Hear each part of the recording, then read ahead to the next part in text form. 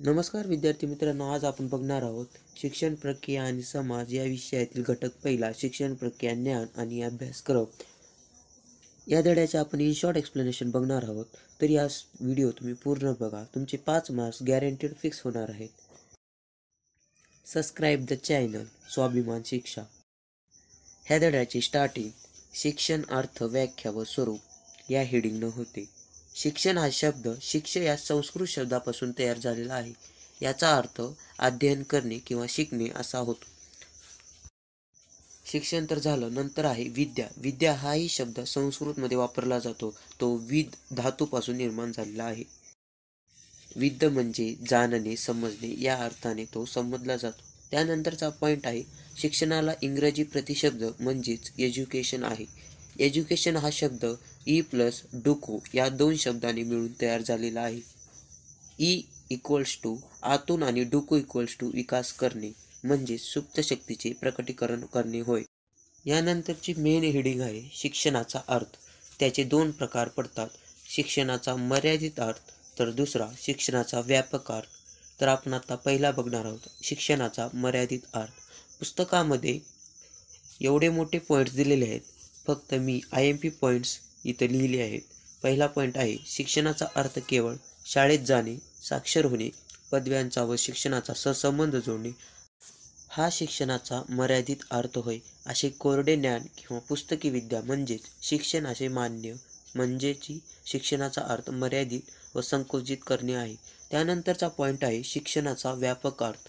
शिक्षण म्हणजे व्यक्तीचा संपूर्ण विकास, बालावस्थेपासून ते परिपूर्ण परिपक्व व प्रौढ होईपर्यंत व्यक्तीचा प्रवास होय.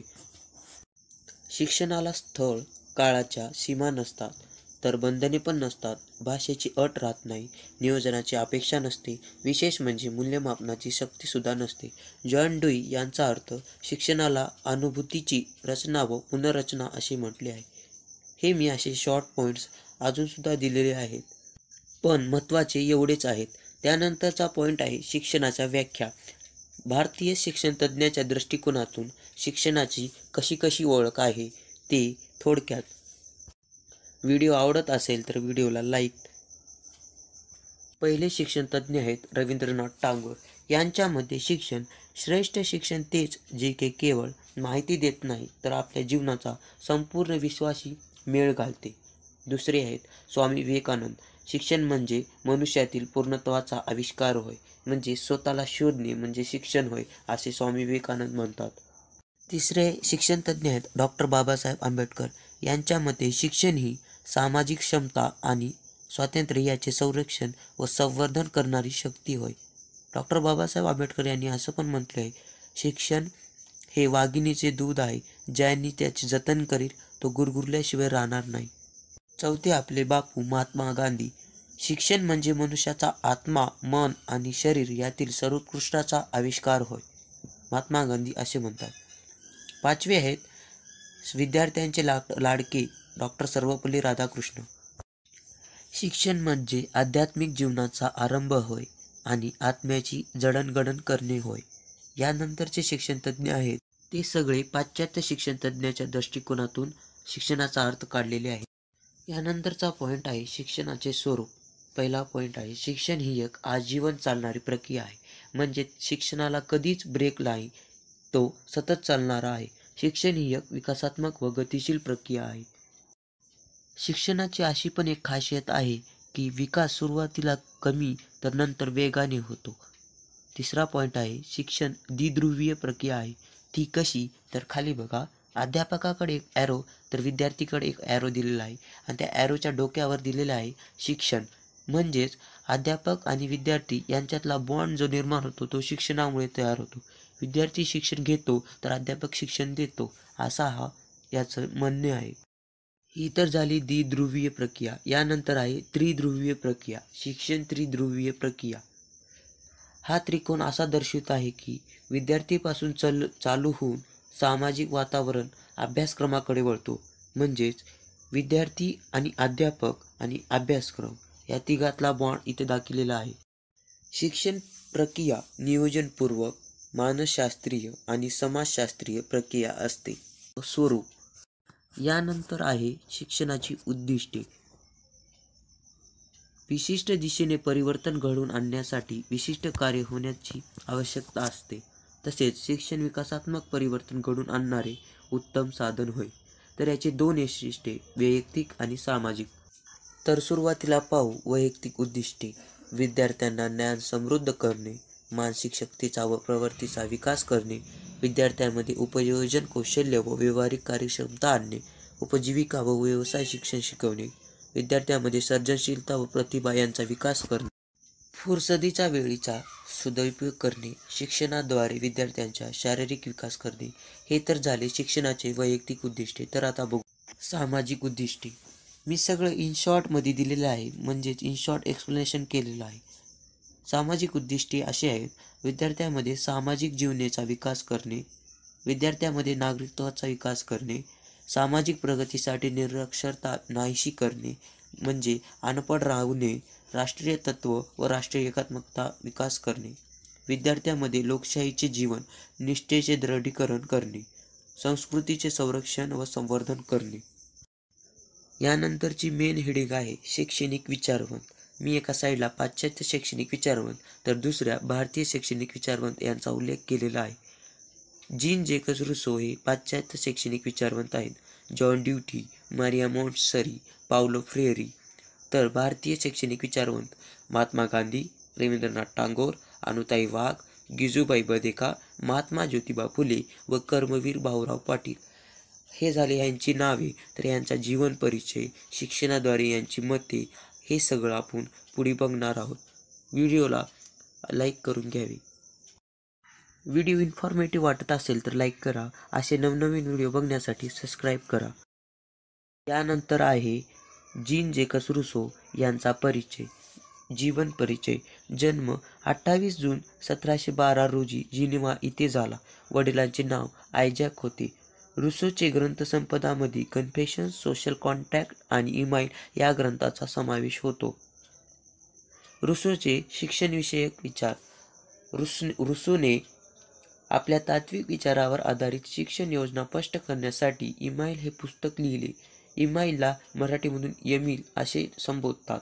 एमिल नावाचा मानसपुत्र निर्माण करून त्याला कसे शिकवावे कथात्मक पद्धतीने सांगितले आहे. या पुस्तकात एकूण 5 विभाग आहेत. पहिल्या 4 विभागात व्यक्तीचे 4 अवस्था सांगितल्या, त्यात शैशव, बाल, कौमार आणि युवा अवस्था सांगितल्या आहेत. तर ग्रंथाचा 5वा म्हणजेच इन्फॉर्मेटिव्ह विभागात स्त्री शिक्षणविषयक विचार मांडले आहेत. तर ते स्त्री शिक्षणविषयक विचार काय आहेत ते बघू. इमाईल ग्रंथाचा 5वा भाग म्हणजेच स्त्री शिक्षणविषयक विचार. स्त्रियांच्या शिक्षणाच्या बाबतीत रुसोची भूमिका संकुचित असलेली आढळून येते. म्हणजेच रुसोच्या मते घरकाम सांभाळणे, मुलांचे संगोपन करणे हे स्त्रीचे प्रमुख कार्य आहे. थोडे लिहिणे तर वाचणे, गणित, शिवणकाम, भरतकाम, विणकाम, गृहविज्ञान, मुलांची शस्त्रपूजा, विविध प्रकारच्या कला एवढे शिक्षण स्त्रियांना पुरेसे ठरते. असा इमाईल ग्रंथाचा 5वा भाग आहे. यानंतरचा पॉइंट आहे रुसोचे विचारधन. पहिला, व्यक्ती स्वातंत्र्याचा पुरस्कार. रुसोच्या मते प्रत्येक व्यक्ती स्वातंत्र्य म्हणून जन्माला येते, पण जन्मापासून मृत्यूपर्यंत गुलामगिरीतच जीवन काढते. म्हणून रुसोने संपूर्ण व्यक्ती स्वातंत्र्याचा पुरस्कार केला आहे. जन्मणारे प्रत्येक मूल हे पवित्र, शुद्ध, दैवी अंशाने युक्त असते. आधीच्या काळात मुलाला नाव ठेवायचे राहायचे, मुलीला नाव ठेवायचे, म्हणून त्यांनी म्हणलेलं आहे मुले हे पवित्र, शुद्ध, दैवी अंशाने युक्त असते. तिसरा पॉईंट आहे रुसो हा निसर्गवादाचा पुरस्कारता. रुसोने निसर्गाकडे परत जा या सूत्राचा पुरस्कार केला. निसर्ग हाच मानवाचा, मुलाचाही खरा शिक्षक होय. रुसोच्या मते माणसाला शिक्षण 3 गोष्टींतून मिळते: निसर्ग, मानवी समाज आणि बाह्यसृष्टी. यानंतरचा पाश्चात्य शिक्षण तज्ज्ञ आहे जॉन ड्यूई यांचा जीवन परिचय. जॉन ड्यूई यांचा जन्म वॉर्मॉट येथे 20 ऑक्टोबर 1859 रोजी झाला. जॉन ड्यूई यांची ग्रंथसंपदा रुसोपेक्षा जास्त आहे. Democracy and education, school and society, reconstruction of philosophy, educational essay, educational today आणि प्रॉब्लेम ऑफ मेन अशी काही त्यांची ग्रंथसंपदा आहे. यानंतरचा पॉईंट आहे जॉन ड्यूई अभिप्रेत असलेला अभ्यासक्रम. कृतीच्या अनुषंगानेच मुलांना शिकवले पाहिजे. कृती हेच अभ्यासक्रमाचे केंद्र असले पाहिजे. ड्यूईला रूढ अर्थाने अभ्यासक्रम, वेळापत्रक, वर्गात तासिका मान्य आहेत. अभ्यासक्रम हा कृती केंद्रीय असतो. म्हणजे आपण काय तर कृती करून विद्यार्थ्याला शिकवावं असं त्यांचं म्हणणं होतं. सहली काढणे, फिरायला नेणे, नाचणे, गाणे, कृतीद्वारे शिक्षण देणे हा जॉन ड्यूईचा अभ्यासक्रम आहे. यानंतरचा पॉईंट आहे जॉन ड्यूईचे शैक्षणिक योगदान. पॉईंट पहिला, ड्यूईने शैक्षणिक तत्त्वज्ञानाला व्यावहारी पातळीवर आणले व कृतीपरतेला प्रतिष्ठा प्राप्त करून दिली. शिक्षण प्रक्रियेला वर्ग, वेळापत्रक या बंधनांमधून मुक्त करून सामाजिक परिषद प्राप्त करून दिला.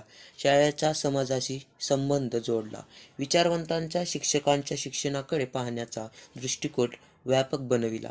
असे काही जॉन ड्यूईचे शैक्षणिक योगदान दिलेले आहेत. रुसो ड्यूई नंतर हे तिसरे पाश्चात्य शिक्षण तज्ज्ञ आहेत. मारिया मॉन्टेसरी यांचा जीवन परिचय बघू. डॉक्टर मारिया यांचा जन्म 1870 इटलीमध्ये चिरायवेली या गावी झाला. वयाच्या 24व्या वर्षी त्यांनी विद्यापीठातील वैद्यशास्त्रातील एम.डी. पदवीयुक्त प्राप्त केली. यांचे ग्रंथसंपदा नवे शिक्षण हे खूप प्रसिद्ध आहे. न्यू एज्युकेशन हे ग्रंथसंपदामध्ये आहे. यानंतर बघूया मारिया यांची शिक्षण पद्धती. मॉन्टेसरी पद्धतीत पप व बेलच्या बाल उद्यान पद्धतीपेक्षा वेगळ्या पद्धतीने शिक्षण देण्याची व्यवस्था आहे. म्हणजेच मंदबुद्धीच्या बालकांसाठी चुका आणि शिका या पद्धतीने शिक्षण देण्याची व्यवस्था मॉन्टेसरी पद्धतीत आहे. म्हणजेच आपल्या चुकांमधून आपणच शिकून घ्यावे आणि त्याचे समाधान करून शिक्षण देण्याची व्यवस्था मॉन्टेसरीने दिलेली आहे. उदाहरणार्थ ज्ञानेंद्रियाचे शिक्षण व व्यावहारिक शिक्षण. पुढे आहे मारिया मॉन्टेसरीचे शैक्षणिक योगदान. वैद्यकीय क्षेत्रातील ज्ञानाचा उपयोग करून घेऊन शिक्षण क्षेत्राशी जवळीक साधून आंतरराष्ट्रीय व्याप्ती प्राप्त करणारे डॉक्टर मॉन्टेसरी हे एकमेव द्वितीय व्यक्तिमत्व आहे. एकमेकाद्वितीय म्हणजे एकच पण द्वितीय स्थानाचे. मॉन्टेसरी यांनी बाल शिक्षणाला जागतिक महत्त्व म्हणून प्राप्त करून दिले. यानंतर आहेत शेवटचे पाश्चात्य शिक्षणतज्ज्ञ पावलो फ्रियारी. 1921 ते 1997 जीवनाचा कालावधी आहे. यांचे जीवन परिचय बघू. पावलो फ्रियारी यांचा जन्म ब्राझीलमधील रॅसिफ या गावी इसवी सन 1921 मध्ये मध्यमवर्गीय कुटुंबात झाला. यांचे ग्रंथलेखन एकच आहे, ते आहे स्वातंत्र्यासाठी सांस्कृतिक कृती. पावलो फ्रियारी मते पीडितांना शिक्षण देण्याचे उद्देश म्हणजेच दडपले गेलेले पीडित व प्रगतशील समाज यांच्यातील शैक्षणिक विषमता नष्ट करणे.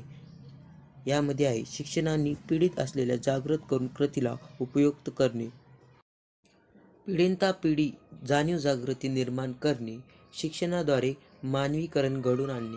असे काही पावलो फ्रियारीच्या मते पीडितांना शिक्षण देण्याचे काही उद्देश आहेत. यानंतर तर हे झाले सगळे पाश्चात्य शैक्षणिक विचारवंत. आता आहेत भारतीय शैक्षणिक विचारवंत. भारतीय शैक्षणिक विचारवंत म्हणल्यास महात्मा गांधींचं नाव सुरुवातीलाच येते. यांचा जीवन परिचय आहे. याच्या आधी यांचा जीवन कालावधी 1869 ते 1948. यांचा जीवन परिचय. महात्मा गांधी यांचा जन्म 2 ऑक्टोबर 1869 रोजी गुजरातमधील पोरबंदर इथे झाला. महात्मा गांधी यांच्या ग्रंथसंपदा तर खूप आहेत, पण महत्त्वाची आहे माझी सत्याचे प्रयोग. हे महात्मा गांधीजीचे आत्मचरित्र जगप्रसिद्ध आहे. हिंद स्वराज्य, basic education, towards need education असे काही दुसरे पण ग्रंथ लिहिलेले आहेत. महात्मा गांधी यांची सुप्रसिद्ध संकल्पना म्हणजे 3H संकल्पना. महात्मा गांधी यांचे शिक्षणाचे धोरण सर्वांगीण विकास करणे. गांधीजींनी शिक्षणासंबंधी 3H संकल्पना मांडली. या 3H या समन्वय साधून व्यक्तीचा सर्वांगीण विकास होऊ शकतो. 3H म्हणजे हेड, हर्ट आणि हँड ही त्रिकोणमिती प्रक्रिया आहे. Head, hurt, हँडची. हेडला दर्शवतो ज्ञानप्राप्ती, ज्ञानाची उपयोजन. ज्ञान प्राप्त करून त्याचा उपयोग कसं करावं हे डोक्यात असतं म्हणून त्याला हेड असं संबोधलं आहे. त्यानंतर हर्ट भावनिक क्षमतांचे संवेदनशीलता व सर्वप्रथम सहानुभूतीचे विकसन म्हणजे आपल्या हृदयाद्वारे भावना तयार होतात, संवेदना तयार होतात, त्या सर्वप्रथम सहानुभूतीचे विकास करून घेतात त्या हर्टमध्ये असलेल्या. त्यानंतर हँड शारीरिक विकास ज्यातून श्रम, प्रतिष्ठा, स्वावलंबन, स्वास्थ्य यांना चालना मिळते. आपल्या हाताद्वारे शारीरिक विकास घडतो ज्यातून श्रम म्हणजे ताकद लागते, प्रतिष्ठा, स्वावलंबन, स्वास्थ्य, चालना यांना चालना मिळते. म्हणजे गांधीजींनी फॉर्म्युला सांगितले आहेत. Head plus heart plus hand equals to व्यक्तीचा विकास. यानंतर आहे महात्मा गांधीजीची शैक्षणिक विचाराचे योगदान. लर्निंग आणि अर्निंग हे दोन्ही पण एक सारखेच असावे असे गांधीजींचे विचार समाजाला पटलेले दिसून येते.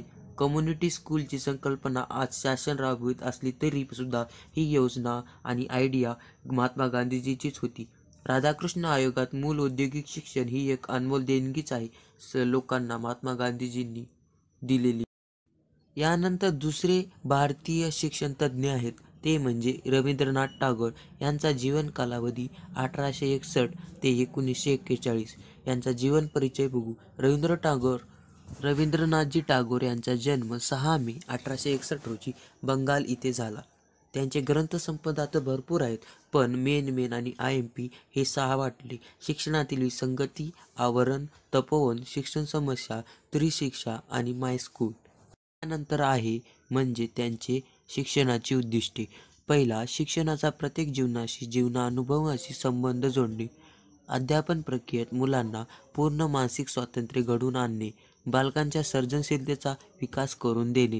शिक्षणातून मानवतेचा साक्षात्कार घडवणे म्हणजेच एज्युकेशन ऑफ सिम्पथी. रवींद्रनाथाद्वारे शिक्षणाची काही माहिती. धार्मिक शिक्षणाचा पुरस्कार, निसर्गाच्या सानिध्यात शिक्षण, त्यांचे शैक्षणिक प्रयोग, शांतिनिकेतनमधील दैनंदिन कार्यक्रम, शांतिनिकेतनमधील अभ्यासाचे विषय व विश्वभारती विद्यापीठ हे सगळे शिक्षणाची माहिती रवींद्रनाथ टागोर यांनी दिलेली आहे. यानंतरचे आहेत शिक्षण तज्ज्ञ गिजूबाई बधेका. यांचा जीवनचरित्र 1885 ते 1939. यांचा जीवन परिचय बघू. यांचा जन्म 15 नोव्हेंबर 1885 रोजी गुजरातमधील भावनगर शहराजवळच्या चिंतलगाव इथे झाला. गिजूबाई बधेका यांनी मोलाच्या कामगिरीमुळे त्यांना बालसाहित्य सम्राट म्हणतात. त्यांनी 15 नोव्हेंबर 1885 रोजी गुजरातमधील भावनगर शहराजवळ चिंतलगाव इथे यांचा जन्म झाला. यांच्या ग्रंथसंपदामध्ये ऐसी हो शिक्षक, माता पिता से इत्यादी, दिवा स्वप्न, प्राथमिक शाला में चिठ्ठी वाचन असे काही ह्यांची ग्रंथसंपदा यांनी लिहिली आहेत. पुढे बघू गिजूबाईचे दिवा स्वप्न, शिक्षणाची प्रयोगशाळा. गिजूबाईचे एक स्वप्न होते ते म्हणजे शिक्षणाची प्रयोगशाळा बनवणे. त्यांनी दिवा स्वप्न हे गिजूबाईचे अमर झालेले सुद्धा पुस्तक आहे. या पुस्तकात गिजूबाईंनी शिक्षणाविषयी विचार आत्मकथात्मक शैलीत प्रभावी रीतीने मांडले आहेत. 12 मार्च 1931 रोजी दिवा स्वप्न ते गुजराती भाषेत प्रकाशित झाले. गिजूबाईंनी आपल्यासमोर ठेवलेले दिवा स्वप्न म्हणजे शिक्षकाच्या कृतिशीलतेचा, शिक्षकांनी लक्ष्मीशंकरच्या मनोभूमिकेशी समरस व्हावे आणि बालदेवो भव या मंत्रांचा त्यांच्या कार्यात प्रयत्न यावा हे गिजूबाईचे स्वप्न होते.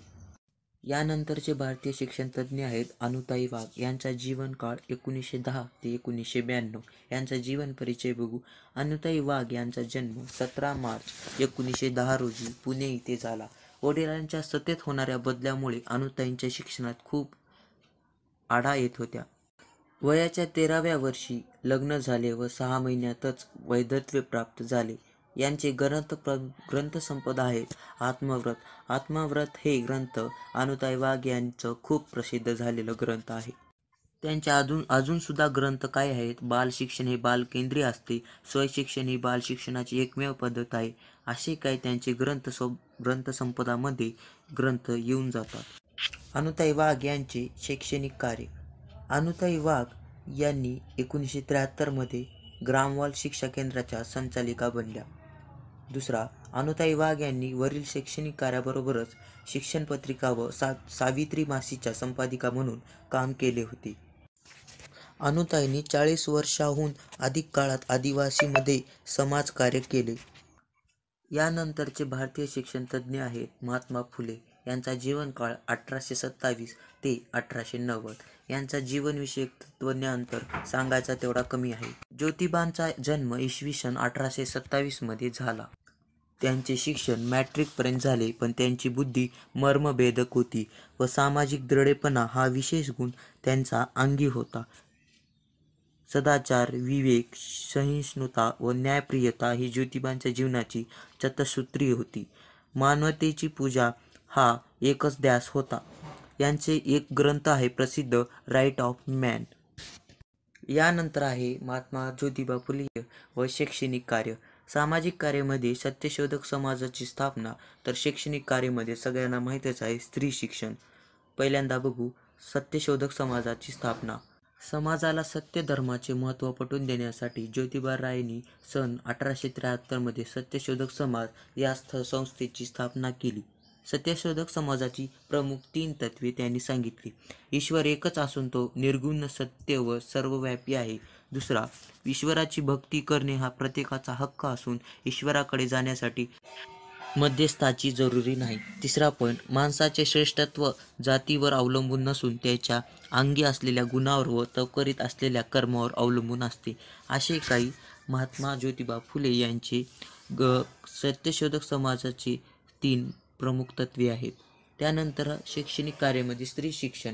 स्त्रीचे समस्याचे मूळ अज्ञान आहे हे लक्षात घेऊन ज्योतिबा रायांनी इसवी सन 1848 मध्ये पुणे येथे भिडेवाड्यात मुलींची पहिली शाळा सुरू केली.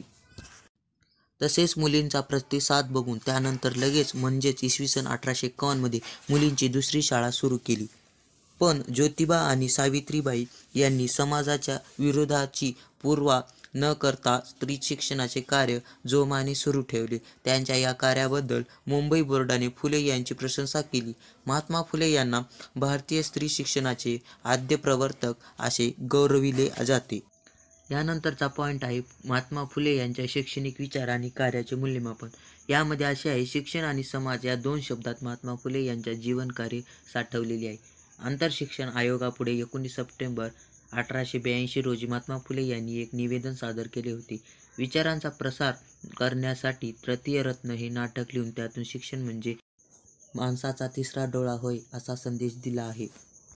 यानंतर या पाठातील शेवटचे शिक्षण तज्ज्ञ भारतीय म्हणजे कर्मवीर भाऊराव पाटील यांचे जीवनचक्र 1887 ते 1959. यांचा जीवन परिचय असा आहे की कर्मवीर भाऊराव पाटील यांचा जन्म 22 सप्टेंबर 1887 रोजी कुंभोज येथे झाला. तेथे शेतकरी कुटुंबात जन्मले. त्यांच्या वडिलांचे नाव पायगोडा पाटील असे होते. 1913 भाऊराव पाटील यांचे लग्न लक्ष्मीबाई यांच्याशी झाले. असा काही कर्मवीर भाऊराव पाटीलचा जीवन परिचय आहे. कर्मवीर भाऊराव पाटील यांचे शैक्षणिक तत्त्वज्ञानाची चतुसूत्री. चतुसूत्री म्हणजे 4 असे सूत्र. त्यामधील पहिले स्वावलंबन, दुसरे स्वातंत्र्य, तिसरे स्वाध्याय आणि चौथं स्वाभिमान. पहिले स्वावलंबन. खेडेगावापर्यंत ज्ञानगंगा नेऊन पोहोचविण्याचे प्रबळ साधन म्हणजे स्वावलंबन होय. घाम गाळल्याशिवाय दाम मिळत नाही, तसे स्वावलंबन केल्याशिवाय जीवनात आनंद नाही. त्यांचे एक घोषवाक्य सुद्धा आहे, स्वावलंबी शिक्षण हेच आमचे ब्रीद असे ठेवले. भाऊराव पाटील यांच्या मते प्राथमिक शिक्षणापासून ते उच्च शिक्षणापर्यंत स्वावलंबन हेच ग्रामीण शिक्षणाच्या उन्नतीचे एक प्रमुख अंग आहे. त्यानंतर आहे स्वाभिमान. कर्मवीर भाऊराव पाटील यांच्यामध्ये स्वाभिमान हा स्वभाव गुण होता. स्वाभिमान हा स्वावलंबनाचा जोडून येतो म्हणत. स्वाभिमानातून आत्मविश्वास निर्माण होतो. या आत्मविश्वासाच्या जोरावर जगात प्रतिष्ठेने व उजळ माध्यमाने वावरा असे ते म्हणत. त्यानंतर आहे म्हणजे स्वाध्याय. कर्मवीर भाऊराव पाटील यांनी आपल्या संस्थेचे शाळांमधून व वसतिगृहातून विद्यार्थ्यांकडून स्वाध्याय करून घेण्याची शिस्त लावली. प्रत्येक विद्यार्थ्याने ग्रंथाचे स्वतः वाचन करून ज्ञान मिळविले पाहिजे व ज्ञानी बनले पाहिजे. शेवटचं आहे ते म्हणजे स्वातंत्र्य. स्वावलंबी व स्वाभिमानी माणसे स्वातंत्र्यप्रिय असतात. त्यांना पारतंत्र्य आवडत नाही असे म्हणत. तो काळ पारतंत्र्याचा असल्यामुळे स्वातंत्र्याचे मूल्य खूप होते. स्वाभिमानी मनुष्य कोणापुढेही लाचारीने हात पसरत नाही. म्हणून स्वातंत्र्याला श्रेष्ठ मानलं जायचं. तर असे काही कर्मवीर भाऊराव पाटील शैक्षणिक तत्त्वज्ञानाची चतुसूत्रे आपण बघितली आहेत. यानंतर बघूया ज्ञानाची संकल्पना. आत्तापर्यंत आपण जे पाहिलं ते म्हणजे शैक्षणिक विचारवंत पाश्चात्य आणि भारतीय. यानंतर आहे ज्ञानाची संकल्पना. ज्ञानाची संकल्पना म्हणजे स्वरूप व प्रकार सुद्धा येते. ज्ञानाची संकल्पना असे म्हणते, ज्ञान म्हणजे वास्तव घटनांचा अभ्यास व त्यानंतरचे त्याचे स्मरण असे डॉ. ब्लूम म्हणतात. थोडक्यात म्हणजे ज्ञानाचा कच्चा माल साठविणे, त्यावर प्रक्रिया करणे व निष्कर्ष काढणे ही ज्ञानाची मूलभूत अंगे आहेत. त्यानंतर आहे ज्ञानाचा अर्थ. पिस्टीम ग्रीक शब्दाचा अर्थ म्हणजे नॉलेज, ज्ञान असा होतो. इंग्रजीमध्ये नॉलेज याचा अर्थ खरे ज्ञान असा धरला जातो. असं काही ज्ञानाचा अर्थ आपल्याला दिसून येते. अजून सुद्धा ज्याचा खरेपणा सिद्ध झालेला नाही अशा ज्ञानाला इंग्रजीत बिलीफ अथवा ओपिनियन म्हणतात. यानंतर आहे ज्ञानाचे स्वरूप. ज्ञानाच्या स्वरूपाचे दोन भाग पडतात, साक्षात ज्ञान आणि असाक्षात ज्ञान. साक्षात ज्ञानाला आपण इंग्रजीमध्ये डायरेक्ट नॉलेज, तर असाक्षात ज्ञानाला आपण इनडायरेक्ट नॉलेज म्हणतो.